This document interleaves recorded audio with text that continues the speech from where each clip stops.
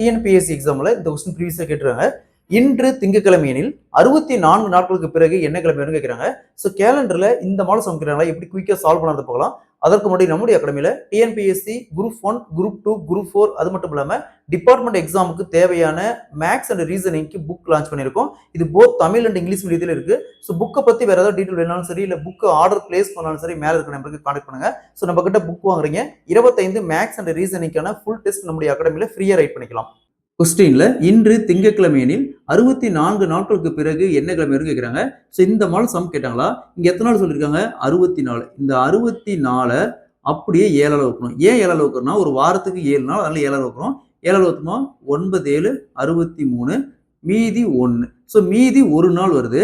அப்போ திங்கக்கிழமை விட்டுருங்க, அதுக்கு அடுத்த நாள் செவ்வாய்க்கிழமை. அப்ப இன்று திங்கக்கிழமைனா 64 நாட்களுக்கு பிறகு என்ன வரும், செவ்வாய்க்கிழமை வரும். Option D is the correct answer. So இதே மாதிரி இந்த சம் பாருங்க, இன்று புதன்கிழமையில் 154 நாட்களுக்கு பிறகு என்ன கிழமை வரும்னு கேட்குறாங்க. இதே மாதிரி இந்த சம்ம சால்வ் பண்ணிக்கணும். ஆன்சரை கமெண்ட்ல போடுங்க.